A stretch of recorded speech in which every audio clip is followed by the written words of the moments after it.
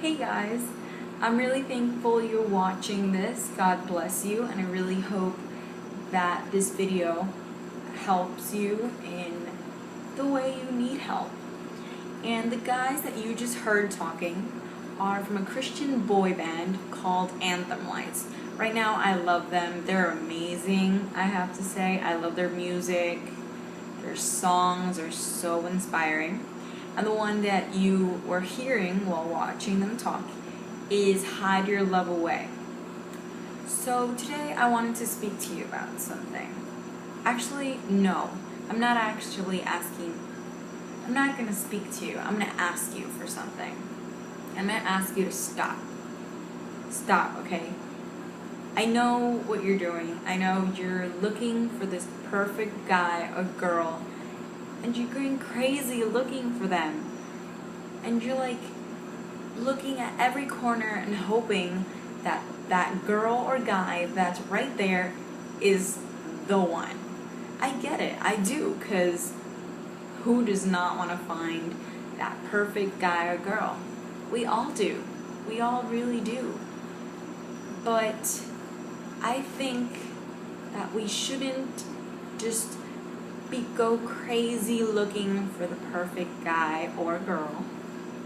I think they're out there. I think each and every one of the people in this world have that other half. Now why? Why do I think this? There's a quote, which I don't have in my hands right now, but let's see if I can actually remember what it says. It says that God gave us 2 arms, 2 legs, 2 eyes to see, but He only gave us 1 heart, and it's for us to look for that other heart that matches ours. And I think it's true. I think it's really, really true. Now, if you don't believe in God, then I'm sure you feel it. You feel that emptiness, you feel that void, like there's something missing in your life, like in your heart, there's something missing. And that missing piece of you is out there. If it wasn't, wouldn't you just feel whole?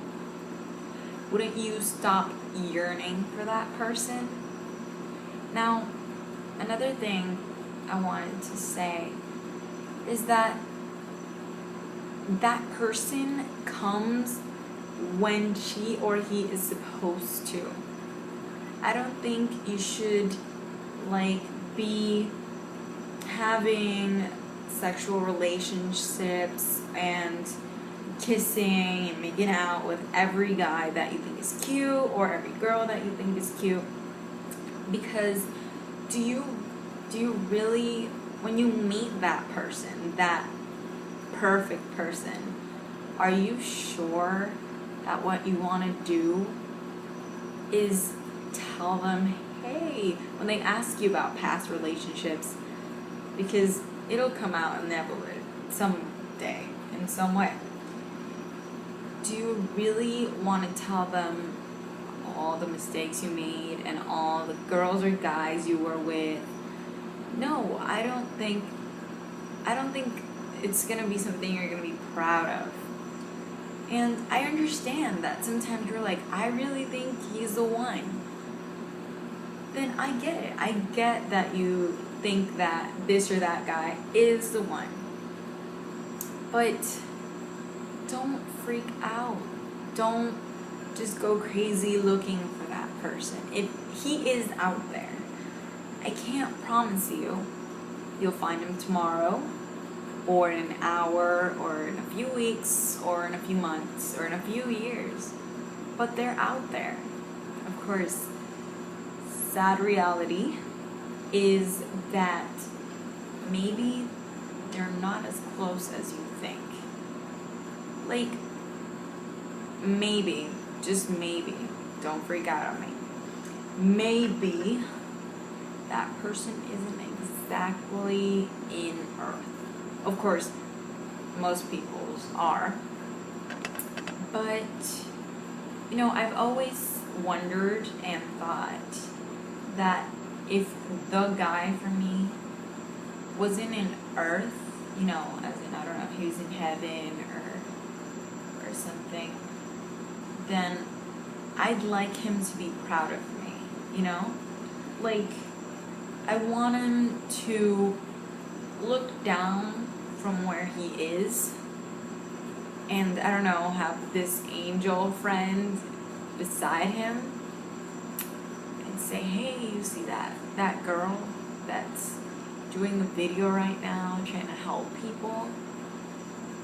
Well, that girl's my soulmate, and I can't wait till she gets here, you know?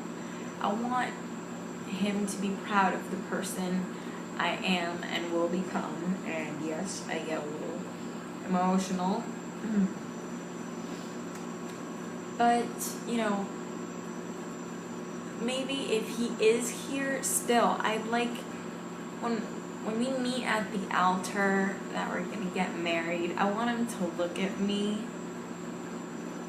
and see the person he wants to be in his life. And yes, I'm gonna make mistakes, because we all make mistakes. Like, of course, we're human, but, you know, I'd like to keep myself for that person, and I don't want that person to think less of me because of the things I've done. So what I'm saying today is that I'd like you to stop and think. There is a person out there. I know sometimes it feels like you're so alone, and if they're out there, why aren't they here with me when I need them? And why is this happening? Yeah, I do get it. I'm a girl, I'm a teenager, I know what you're going through. Maybe you're not a teenager, maybe you're younger or older, but still, we all have those feelings. So, today I'm just telling you to not freak out. There's a reason why that person is not here at the moment. And I also have this theory that if God made our hearts separate from that person, our souls are separate, and we are supposed to become one, there's a reason why we're separate. I think you should make a life to yourself. You know, you shouldn't just be waiting your whole life. Like, oh, I'm not going to try to do anything because my life goal is find that prince or princess charming.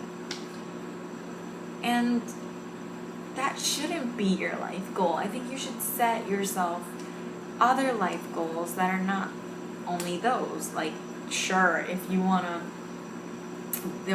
that to be your life goal, but your whole life shouldn't be about that. You know, like, I always think, okay, well, if I want to be a psychologist, that's what I want to study for. Well, I'm going to become a psychologist, and I'm going to help people. That's, of course, obviously, that's what I want to do. But, you know, I want to make my life. I want to travel. I want to see the world. I want to do so many things. And, you know, when I find that person, if he's in Earth, I want to combine his life with mine. I don't want, you know, to look back and think, wow, I've done nothing with my life. All I've done is wait for him. No, I think you should do your life. You shouldn't just sit down and wait for Prince Charming to come with his white horse, because he's not going to come in a white horse. He might come with a mortgage, with horrible rent, with a new car that he needs to pay. And he's gonna need you there. He's gonna need your help. He's gonna want you to have your own life, you know? Because in my opinion, it's kind of creepy if you're just, he gets there and you know it's him, and I don't know what happens. And then he's trying to find out a little bit more of your past to get to know you, and you're like, all I've done is wait for you. I knew you'd come. It's like, it's creepy. It's kind of creepy. But I get it, I understand that you want him to get there and everything. And I'm not saying that you should always, suppress that longing. I mean, most girls, I'm not going to say all girls, but most girls, yeah, we watch chick flicks and they kind of stab. When you don't have a boyfriend, they stab. And yeah, we like hurting ourselves like that. Don't ask. But I believe that, that's what I'm saying. That you should do your own life. You should do your things, have your friends. Because, when you're married and stuff, you don't want to be in your house all day. I'm sure that most marriages, you're still individual people. That's what I'm getting at. Finally, like, my brain functioned on what I was trying to say. You're individual people. You might have, maybe he is the one for you. You might have the same heart, whatever. Because when you get married, matrimony means that you are, you're united forever. And that you become one, but you're not one individual. You should have your own life and your own life set. So, just because he doesn't come, or maybe he's not on earth, or maybe he is, but if he doesn't come, don't just lay there and die. Like, don't do that to yourself. I think you should take a chill pill and, do your life according to what you want it to be. And if or when he comes, then you'll add him to your life. He's not going to be your whole life. Now, for all those that have boyfriends and girlfriends, yeah, I want to remind you about what really is love about. It's not sex, it's not pleasure, it's not going to be all happy moments, but I want you to really think if that person is it. Like, maybe they're really it. But I've seen that most teenagers, like, I don't know, they seem to, I don't know how to explain it. They just pick the first thing that comes at them, and I don't really think that's fine. I think that's not okay.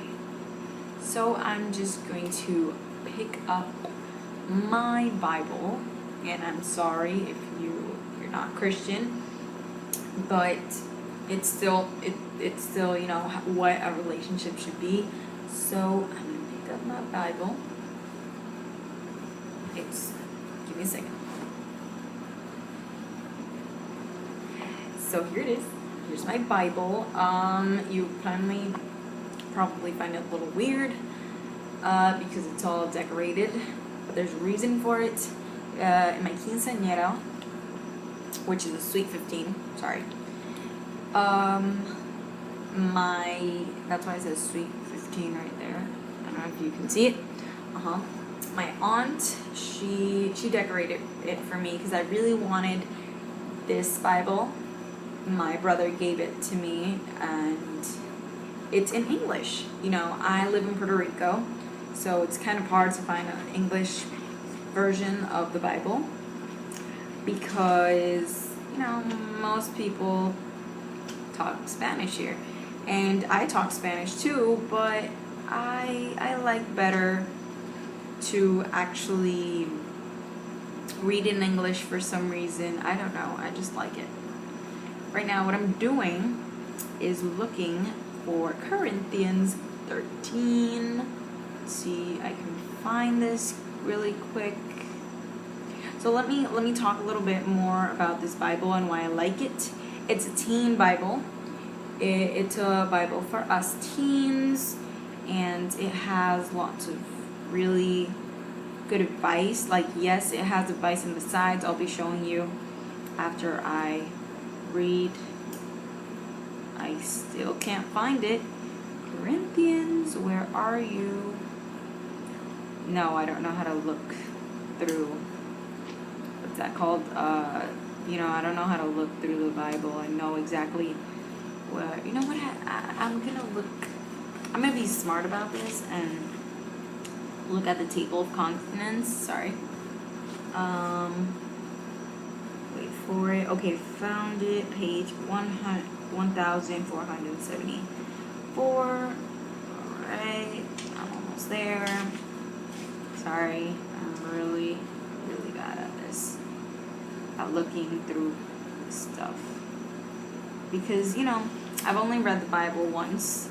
And yes, I found it. I've only read the Bible once. I haven't finished it. I am in the process of it. Now what I wanted to read you is Corinthians 13. And it says, love is patient. Love is kind. It does not envy. It does not boast. It is not proud. It is not rude. It is not self-seeking. It is not easily angered. It keeps no record of wrongs. Love does not delight in evil, but rejoices with the truth. It always protects, always trusts, always hopes, always perseveres. Love never fails, but where there are prophecies, they will cease. Where there are tongues, they will be stilled. Where there is knowledge, it will pass away. For we know in part, and we prophesy in part. But when perfection comes, the imperfect disappears. When I was a child, I talked like a child.